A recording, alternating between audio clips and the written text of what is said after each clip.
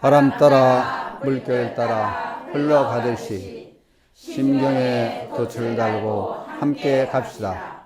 아제 아제 바라제 바라승아제 모지사라.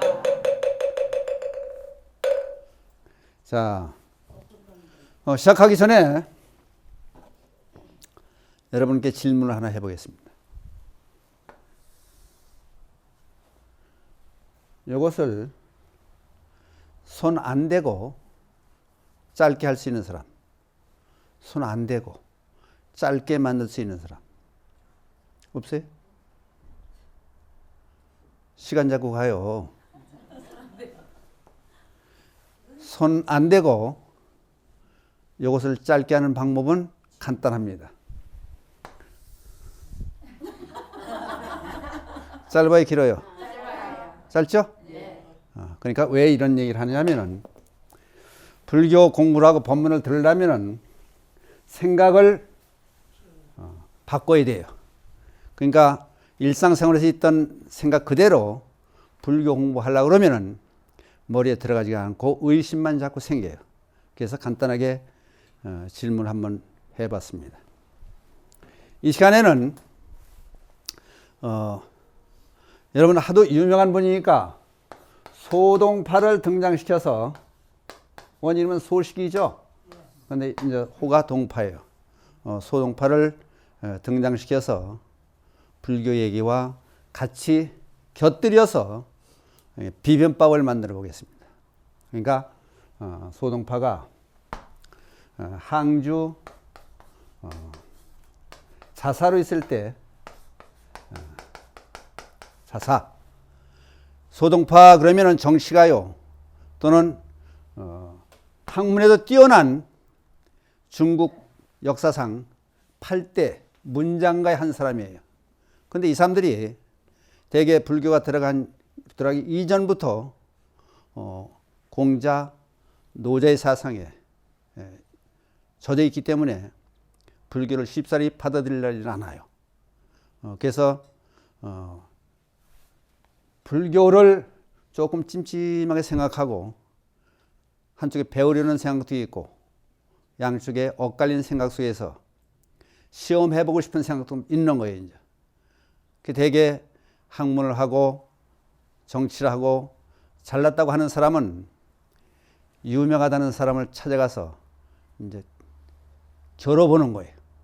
그래서 그 사람을 이겨놓으면은 자기 우월성을 더 높이 내세울 수 있으니까, 명성을 더 높일 수 있으니까 그런 쪽에서 이렇게 찾아다니면서 시험을 해요. 근데 이 소동파가 하루는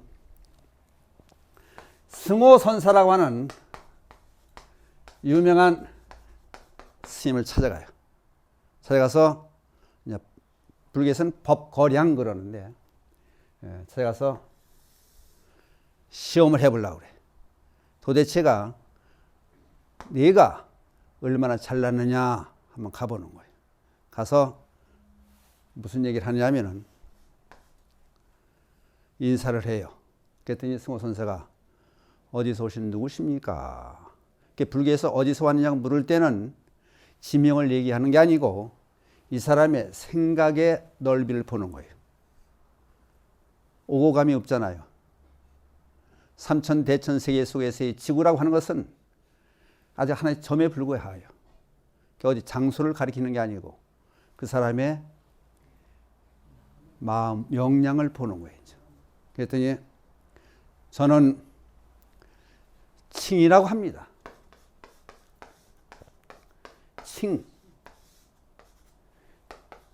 칭이라고 합니다. 아니 칭이라니요. 이런 성은 다뤄볼청, 다룰청, 저울청 그래요. 저울칭 그래요.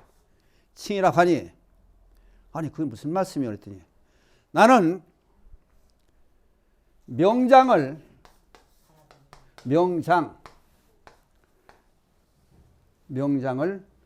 바라보는 훌륭한 스님들을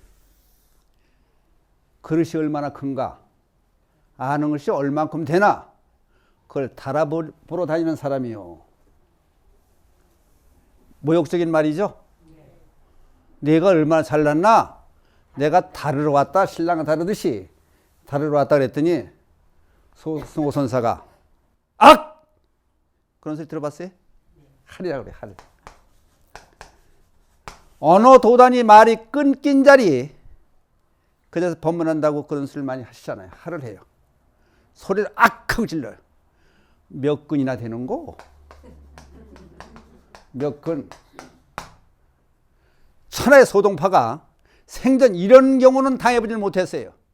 어?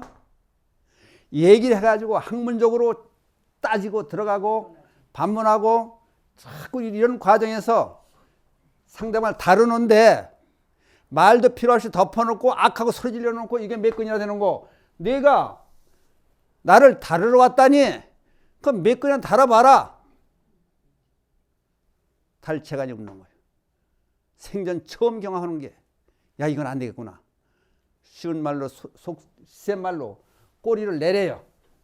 야 이게 불교가 이게 아닌가 보다. 뭔가 아리까리하게 찜찜한 뭐가 이제 밑바닥에 깔리는 거예요. 그러니까 망신을 당하고 왔으니까 이건 대망신이지. 망신을 당했으니까 그 다음에는 공부를 서서히 시작해요. 불교 공부를 시작해서 불인 요원선사라고 하는 스님을 찾아가요. 찾아가가지고 왔다 갔다 자주 만나고 불교 공부도 하고, 근데 하루는 찾아가가지고 이 선사께서 방을 정리하냐고. 중국 사람 되게 이제 의자에도 많이 앉아요. 그래서 의자가 방에 하나밖에 없었던 방이에요. 그랬더니 앉으라고 할 수가 없는 거예요. 이 선사께서 소동파한테 편한 대로 앉으시죠. 그랬더니 뭐라고 그러냐 하면은 스님의 사대가 있지 않습니까? 사대가 뭐예요? 지수화풍. 불교 공부를 한 거예요. 어느 정도 이제 하고 온 거예요. 몸을 얘기하죠. 몸뚱이. 그렇게 앉을 자리가 없다 그러면 이게 선무답하듯이 덤벼 들어보는 거예요. 앉을 자리가 없다 그러면은 의자가 없으면은 비유적으로 얘기해서 스님의 몸뚱이를 내 깔고 앉아보면 어떻겠소? 이게 또 희한한 얘기 아니야. 무시하고 들어가 보는 거예요.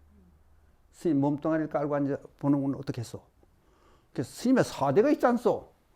그랬더니 여기에 호락호락 넘어갈 선사가 아니에요. 그러지 말고 우리 내기를 해봅시다. 내가 문제를 낼 테니까 당신이 맞히면은 당신 원대로 해주고, 만약에 내가 내는 문제를 당신이 못 맞히면은 그 관대를 풀어놓으시오. 어? 그러니까 중국 사람들이 왜 그 관복을 입잖아요. 그 벼슬 나타내는 관대를 탁 호쳐는 띠를 두른 거예요. 관대를 내려놓으시오. 나한테 주시오. 만약에 내가 지면은 나를 깔고 앉고, 그렇지 못하면은 그 관대를 풀어놓으시오.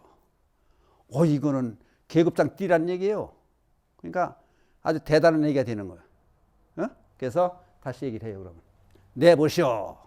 공부를 이제 쭉 해오고 있으니까, 그래도 평상시에 배운 지식이 있으니까, 사대는 공한데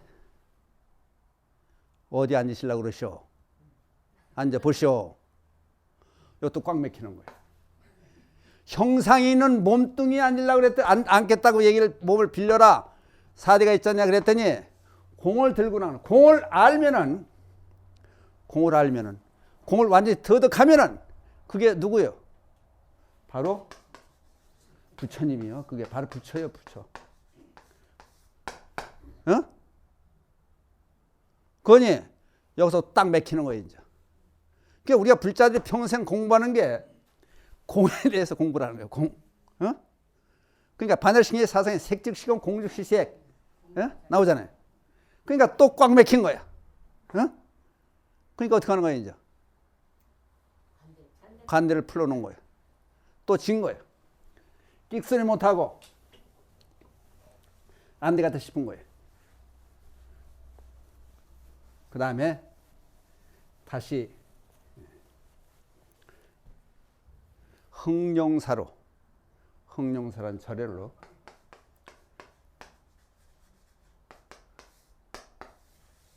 스님을 찾아가요. 찾아가지고 물어요. 법문 좀 들려줍사 하고 이제 꼬리를 내려요. 그랬더니 당신은 어떻게 해서 유정법문만 들으려고 그러시냐. 유정법문.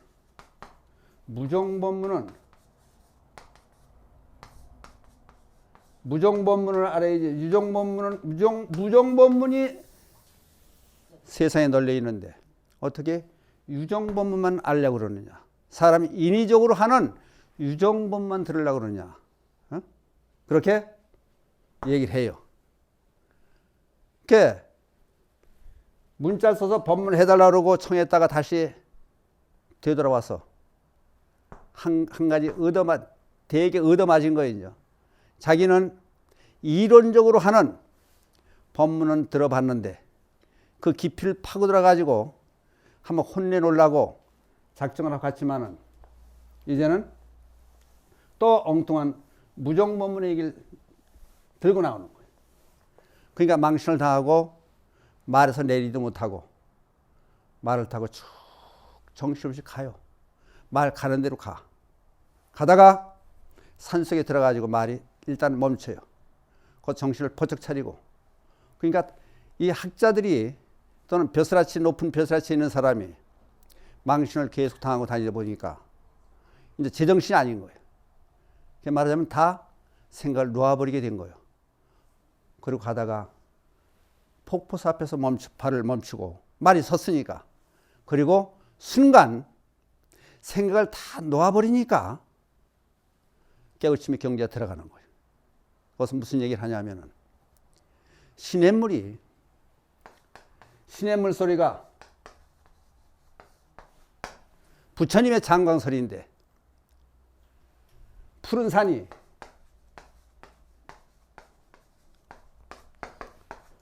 어찌 청정법신이 아니겠느냐.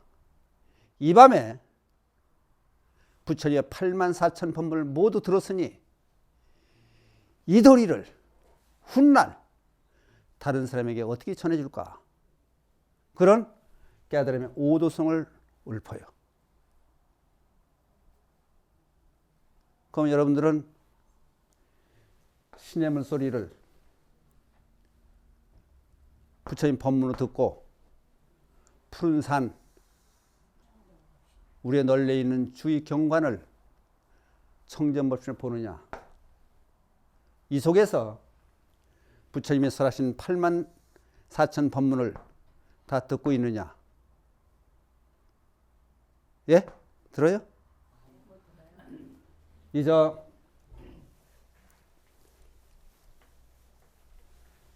승조 스님이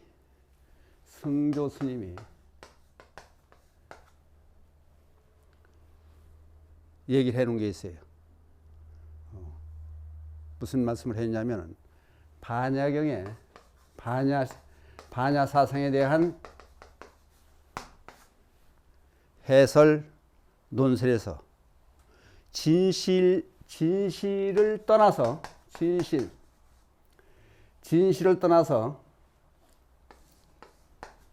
어찌 우리의 삶의 터전이 있겠는가? 진실 그 자체가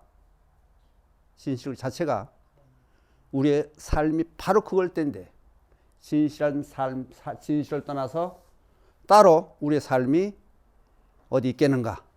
진실 그 자체가 삶인데, 삶 자체가 진실인데, 그럴진데 진실을 아는 것은 멀리 있지 않다. 다만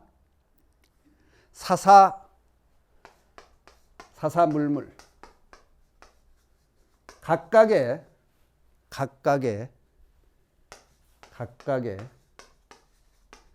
사물을 있는 그대로 알았으면은, 알면은 바로 그게 거기에 진실이 있는 것이다. 이런 얘기를 해놔요. 승조 스님의 노론에서 그런 말을 해놔요. 그러면은 우리들은 아까 유정, 무정, 유정 법문에서 얘기를 해봤고, 또 지금 승조 스님의 반야사상을 해설하고 풀어놓은 얘기에서 보면은 사사물물, 각각 놓여있는 물질 세계, 그 전체로 보면은 우리도 그 속에 포함이 돼요. 빠져나오면 주관과 객관은 벌어지지만. 그럼 쉽게 나무를 하나 봅시다. 나무가 아까 얘기한 그 말 그대로라면 나무가 법문을 하고 있는 거예요. 나무가 법문을 해요. 나무가 해주는 법문을 여러분 들어요. 눈만 돌려는 전부 나무예요. 나무가 해주는 법문 들어요? 안 들려요? 나무는 우리는 그래요. 생각이 없는 걸 보고 있지만은, 나무가 예를 들어서 지금 기온이 좀 상승이 돼가지고 북쪽 지방으로 쭉 올라오고 있어요. 홍천 지방에 옛날 사과나무가 안 되더니 요새 사과나무를 심어요. 사과나무가 돼요. 그러면 남쪽에 있는 나무를 북쪽으로 올려오면은 자라기 위해서, 온도에 적응하기 위해서 잎이 적어져요. 적응하는 거예요. 또 보세요. 겨울이 돼가지고 날씨가 추워지기 시작하면은 단풍이 들어요. 단풍이 안 들고 그대로 있다 그러면 어떻게 돼요? 나무는 고사해서 얼어 죽어요. 그러니까 살기 위해서 잎을 하나둘 떨어뜨려요. 가지와 줄기가 남게 만들어요. 왜? 에너지 소비를 줄이는 거예요. 이게 구조 조정이에요. 나무에서 배우는 거예요, 우리는. 만약에 그대로 뻗고 있으면은 나무가 죽어요. 겨울이 오는 걸 알고, 불경기가 오는 걸 알고, 나무 스스로 조정을 해가요. 만약에 태풍이 오게 되면은 한두 가지 가지를 부러뜨릴 망정 나무가 쓰러지지 않으려고 그래요. 그러면 보세요. 자기가 잘났다고 생각하고 고집이 센 사람들은 어떻게 사나? 굳건해 잘 살 것 같지만은 참나무를 보면은 참나무가 뻣뻣해요. 태풍이 불어오면은 뻣뻣한 참나무는 부러져요. 휘느적 하는 수양보들은 태풍이 와도 끄떡이 없어요. 그러니까 세상 진리에 순응하고 사는 것만이, 시절 인연에 맞게 사는 것이 바로 잘 사는 것이다. 딸아이, 초등학교 다니는 딸아이가 내일 소풍을 가는데 엄마 기도 좀 해줘. 내일 비가 안 와야 돼. 애는 밤잠 설치고 기도를 해요. 뭐 하라고? 비하고 오지 말라고. 소풍 가야 된다고. 그 엄마가 그 애의 얘기를 아주 철저하게 받아들여야 되는데 기도해서는 비 안 오게 할 수 없다. 단정을 지어버려. 그리고 기도를 안 해요. 못해. 비 오지 말라는 기도를 못해. 그리고 그 다음날 애가 나서요. 엄마 기도 많이 해서 했어. 비 안 오겠지. 그래도 모른다. 애는 그냥 나를 불러요. 혹시 모르니까 우산 가지고 가라. 응? 왜? 자신이 없는 거예요. 여러분 비 안 오라고 기도해봤어요? 비 안 오라고 기도해봤냐고. 왜? 이거는 사람이 안 되는 거니까. 그죠? 불가능한 거니까. 그러면은 종교의 가치가 없어지지. 예? 그쵸? 비 안 오게 할 거 아니에요. 종교가 성립이 되려면은 아까 얘기했잖아요. 먼저 주 시간에 예? 육상원흉에서부터 시작해서 435에 벗겨 들어가서 거기서 화엄사상에서 기까지 거기다 집어넣어가지고 종교적인 역할을 충분히 할 수 있도록 만들어 놨다. 그럼 기도를 해버릴 거 아니에요. 예? 먼저 시간에 얘기를 했어요. 저는 제가 해본 것을 얘기하겠다. 해본 거를. 홍천 광운사 지금 극락전이에요. 맨 처음에 점화식 하는 날. 날짜를 대개 2달 전에 잡아놔요. 예? 날짜 잡아놓은 거예요. 잡아놓고 점화식을 하는 거예요. 초청장을 전부 보냈어요. 근데 그때 가서 보니까 점화식 하는 날 전후로 해서 일주일 동안 전국에 비가 다 와요. 어? 그게 걱정이 되는 거예요. 어디 해야 돼요? 안 해야 돼요? 그러니까 전부 계획은 다 세워놓은 거예요. 의자 소세 빌려오게끔 갖다 700개 깔아놓고 예상으로 한 800명에서 900명 오겠다는 생각을 해놓고 밥할 준비가 안 돼 있으니까 밑에 마을에서 800명 밥을 해 오시오. 주문해 놓고 전부 준비를 다 해놓은 거예요. 근데 비가 계속 오는 거예요. 취소할 수도 없는 거예요. 자, 안 오면 안 오더라도 약속한 거고 부처님과의 약속이요. 저만씩 한다고 그랬으니까 해야 될 거 아니에요. 그 저녁에 밑에 마을 사람이 올라왔어요. 내일 밥 해와야 돼요? 비가 일기에 보니까 전국적으로 계속 오는데 내가 그랬어요. 돈만 주면 될 거 아니에요. 해오시오. 정말이요? 해오세요. 사람들 깔고 앉을 비닐로 자리하고 밥하고 해오시오. 예? 그랬더니 알았습니다 하고 내려가는 거야. 고개를 자 이거 봐라. 근데 이상하게 생각나네. 그 다음날 새벽에 또 왔어요. 그 전에 가만히 걱정이 되는 거예요. 나 혼자 저지르는 거예요. 그렇죠? 저만 날짜 잡아놓고 부처님 모신다 그래 놓고 사람 오라 그래 놓고 준비는 다 해놓고 그럼 내가 책임질 거 아니에요. 그까지 책임을 한번 져보자. 그래가지고 지금 대웅전 자리예요. 그 내가 잡아놓은 자리예요. 나중에 전국에서 유명하다는 자연풍수 보는 사람들이 와서 그 자리를 또 찝더라고. 그래서 거기 친 거예요. 그 자리에 꺼적대기를 깔아놓고 앉아가지고 한 11시쯤 올라갔어요. 올라가지고 목탁 들고 비는 비실비실 오는데 목탁 들고 앉아서 석가모니 정거를 계속 했어요. 한참마다 한 시간 했는지 하여튼 서서 했어요. 빈분인지 눈분인지 콧물인지 하여튼 계속 이 사람이요. 처음에 옷이 젖기 전, 요 젖을라 그럴 때가 나쁜 거지 확 젖으면요. 기분이 좋아요. 여러분들 소나기 오는 날 수영해 본 적 있어요? 물에 들어가 본 적 있어요? 옷 입고 통쾌감이 나오는 거예요. 비를 뻥탕 맞아가지고 속살까지 참 비 흐르낼 정도면요. 참 기분이 이게 뭐냐? 세상과 하나가 되는 순간이에요. 뭔가 안 맞으려고 그러고 가리려고 그러고 안에 적시지 않으려고 그러고 속까지 전부 적절시면 그때는 젖을 게 없는 거예요. 목탁을 한참 치고 석가모니 정근을 하다가 나도 모르게 부처님 어떡하려고 그러셔? 내가 놀러 온 거 아니지 않소 여기. 제대로 생활비를 실천하고 바른비교 정법으로 하려고 그런 거 아니요. 내가 지금까지 살아오는 동안 기도 제대로 안 해본 적도 없고 신도들한테 사기친 적도 없고 기도비 받아본 적도 없고 나는 한다고 계속했습니다.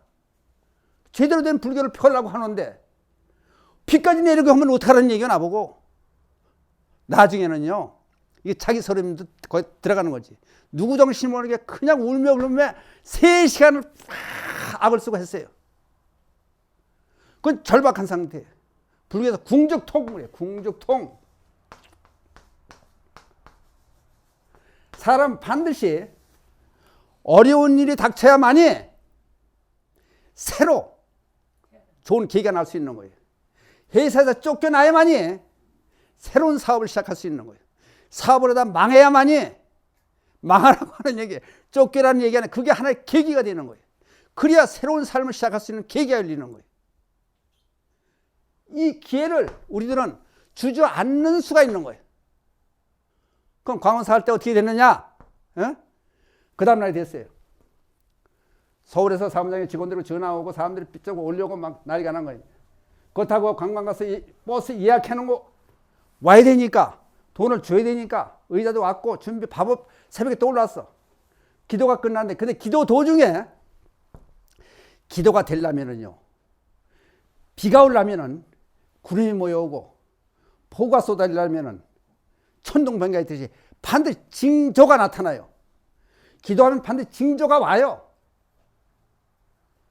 대중가 노래를 하면은 네 박자 노래 해도 전주가 나와야 돼.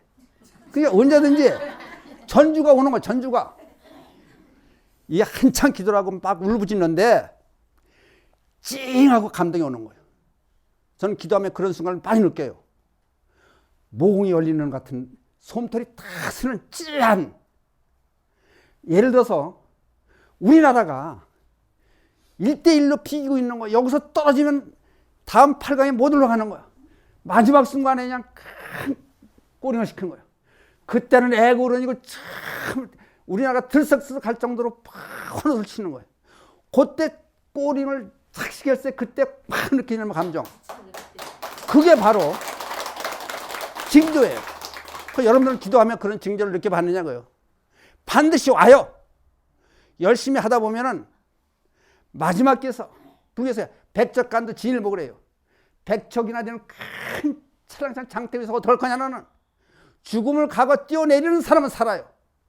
거기서 우물쭈물한 사람은 이것도 저것도 전부 안 되는 거예요. 그러고 나서 내려왔어요. 자신감이 있는 거예요. 이제.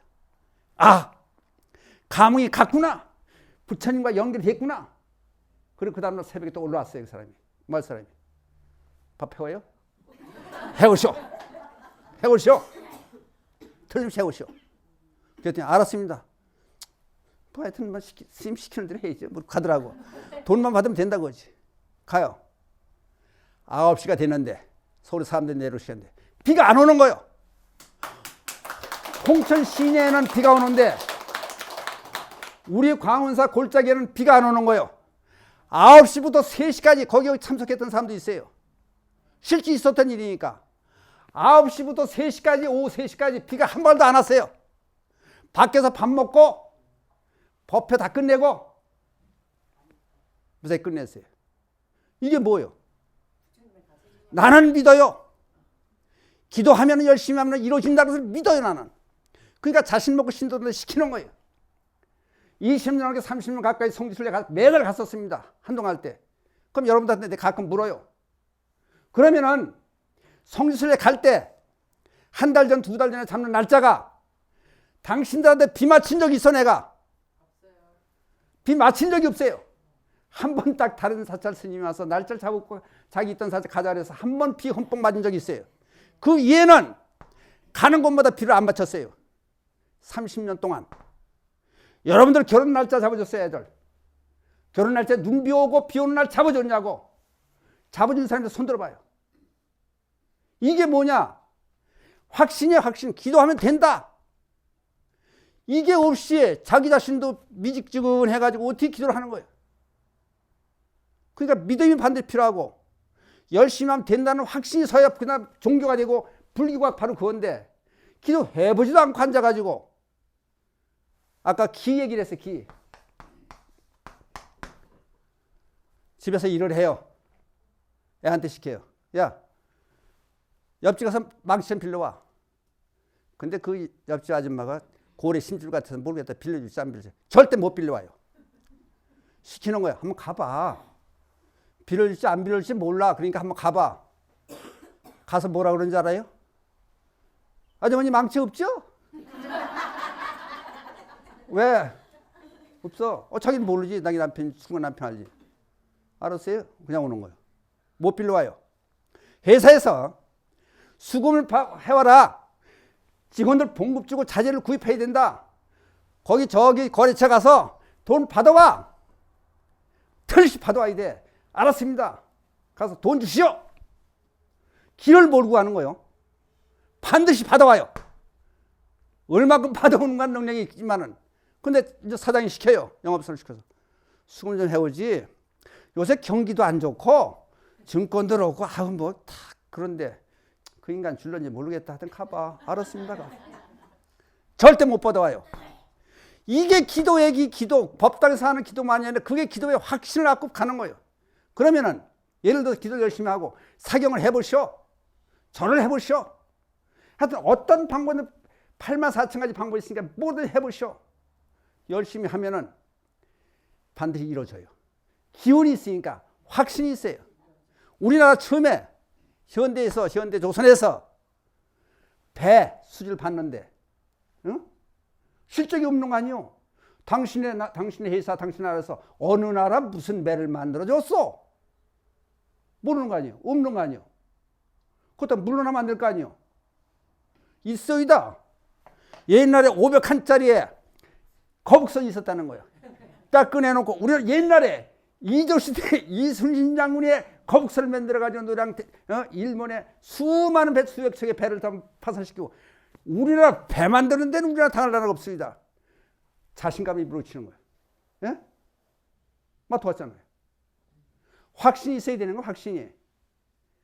잘못된 불자들은 대학 입시 앞에 놓고 앉아가지고 점쟁이 집 쫓아가서 그 사람 먹고 살긴 살아야지. 잘 맞춘 사람도 있겠죠? 거기서 보고 앉아가지고 대학 안 되겠더라 너. 이거는 막 그래가지고 네가 무슨 대학이야. 요걸 공부할 때부터 그래요. 공부할 때부터 대학 시험지 수능 시험 볼 때부터 찜찜한 생각해서 애가 쓱 봐요. 아 우리 엄마가 기운이 없구나. 어? 느낌으로 아는 거. 왜? 기 에너지 법력이 왔다 갔다 해요. 그러니까 느낌으로 알아가지고 안 되는 공부 그냥 하는 거지. 절대 안 됩니다. 확실히 되는 공부를 하게 해야 되는 거예요. 그게 불자들이 역할인데 저희들이 해보지도 않고 열심히 해보지도 않고 조금 기도하다가 다리 아프다고 절하다 말고 경쟁 읽다 말고 목 아프다 그러고 그건 아니잖아요. 열심히 기도하면은요 장애가 능엄경에서 그런 말씀이 나요. 법력이 한 뼘을 뛰면은 한 뼘을 잘하면은 마장은 한 길을 뛴다. 반드시 장애 요인이 오게 되는 거예요. 왜? 업을 지었으니까. 그걸 넘나들 수 있는, 그걸 뛰어넘을 수 있는 그런 힘이 있어야 되는데, 그런 정성이 있어야 되는데 그걸 못하는 거예요. 처음에 기도하려고 앉았으면 여러분 집에서 해보세요. 기도하려고 앉았으면 전화가 오고, 기도하려고 했으면 벨 눌리고, 어떤 때는 사람이 오지 않고도 벨 소리가 나요. 방해하는 거예요. 열심히 기도를 하면요, 기도 시간을 전부 피해줘요. 기도할 수 있게끔. 거기까지 가야 할 거 아니에요. 그래야 뭐가 될 거 아니에요. 근데 거기까지도 가보지도 않고 저희 편한 대로 시간 나면은 아무렇게나 한다 기도. 그럼 부처님께서 시간 나면 여러분들에게 과필록 줄 거예요. 부처님 언제 시간 나 바쁘세요? 어떤 사람 그래요. 전철 안에서 나는 오가면 기도 많이 해요. 그래서 내가 그래요. 당신 기도빨에 기도 덕분에 전철에 사람이 많아요. 그래서 전철에서 맨날 기도가 앉았으니까 전철에 손님 많은 거지. 자기 기도를 해야지. 정성을 내서 해야지. 바쁘게 움직였어. 다른 일을 제쳐놓고 부지런 떨어가지고 시간을 내가지고 기도를 해야 되는데 어?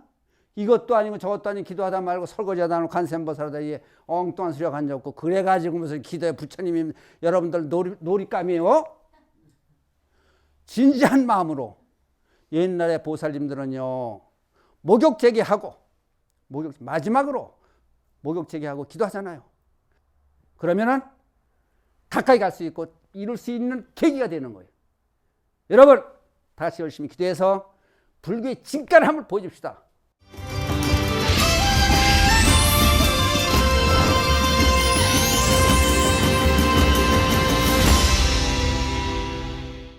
딸아이가 있는데요. 결혼해야 되는데 좋은 배필을 인연을 맺으려면 어떻게 해야지 좋은 인연을 만날 수 있을까요? 알았습니다. 네. 우선 좋은 인연 맺을 수 있도록 기원 드립니다. 근데 결혼이라고 하는 것이 그 시절 인연이에요. 그러니까 이제 여러 가지 측면에서 봐야 되겠는데, 우선 제일 중요한 것은 결혼하겠다고 하는 마음가짐이 중요해요. 그리고 부모도 마찬가지로 내가 딸이 아들이 짐스러워서 결혼을 시켜 보내겠다는 생각이 아니고 진짜 내 아들 딸을 위해서 결혼시켜서 삶다운 삶을 살게 만들어주는 것이 내 할 일이란 그런 당위성이 있어야 돼요. 예를 들어서 보는 거예요. 이제. 자동차를 사겠다고 하는 사람이 있으면 나 자동차 삽니다. 자동차 산다고 그러고 떠들고 다니면은 주위에 있는 사람들이 전부 정보를 줘요. 기름은 어떤 게 적게 먹고 어떤 차가 좋고 또 돈이 없을 때는 어떤 방법이 있고 전부 정보를 줘요. 그리고 그때부터 지나가는 차에 대한 관심이 가져져요. 차를 자세히 보게 돼요. 정보를 통해서. 마찬가지로 결혼하겠다는 마음을 내면은 주위에 있는 사람들이 신랑으로 또는 아내로 보기 시작해요. 그게 돼야 돼요. 근데 가장 중요한 것은 언제 결혼한 1년, 2년은 상관없는데 결혼 대상자를 볼 때 옛날 사람들 어떻게 했느냐? 이게 그럼 불교적으로는 어떻게 했느냐? 그 얘기가 되는 거예요. 옛날 선을 봐요. 그러면은 자기들끼리 보지 않고 같이 봐요. 할머니도 보게 하고 아저씨도 삼촌도 보게 하고 같이 보는 거예요. 옛날 선 볼 땐 다방에 저쪽에서 만나게 해요. 그리고 이쪽에서 참 지켜봐요. 요즘은 사진을 보고 동영상 찍어다 다 보지만은 첫 번째 날씨 익어야 돼. 날씨 익다는 얘기는 전생에 같이 살았던 사람이 돼야 돼요. 전생 같이, 예를 들어서 남녀가 있다. 전생에 3년 동안 데이트를 했어. 3년. 근데 시차가 맞아가지고 이 생에 만난 거예요. 그러면 첫 번째 사람이 만났을 때 업이라고 하는 것은 눈으로 나가요. 그러니까 눈이 탁 눈동자 마주치는 그 순간 이 사람은 바로 나하고 인연이 있는 사람이다. 짱하고 와요. 사사목계의 사상에서 와. 그러면 이제 데이트해. 그럼 서로 좋다 보면은 결혼을 해. 근데 문제는 자기들 둘이만 3년 동안 전생에 만난 거예요. 언젠가. 근데 부모가 같이 어느덧 한식과 됐다든지 그게 돼야 되는데 그게 안 됐을 때는 사람이 전혀 틀린 남자 여자가 만나가지고 환경 틀리고 생긴 거 틀리고 다 틀린 사람들이 만나가지고 살 때 똑같이 마음이 맞을 수는 없어요. 그러면 뒤가그로 싸워요. 그러면은 전생에 인연이 없던 부모 입장에서는 내가 그럴 줄 알았어. 야, 그냥 보태사고 와. 이걸 싸움을 말려주지 않아요. 그러니까 낯이 익다고 하는 얘기는 전생에 부모하고도 인연이 있어야 되고 삼촌하고도 모두가 인연이 있으면은 예를 들어 싸우면은 말려줘요. 왜? 인연을 생각해서. 그러니까 자기 아들 나무라고 자기 딸 나무래요. 그리고 살게 만들어줘. 사람이 자꾸 싸우면서 살아야 돼요. 싸우지 않는 부부는 잘못된 부부예요. 의견 충돌이 나올 수밖에 없는 거니까. 옛날부터 신원섭판이나 사람을 고는 방법이 되지만은 속이는 방법도 돼요. 생긴 모습에 속아요. 성형수술하고 화장하고. 요새 남자들도 화장한다고 그래요.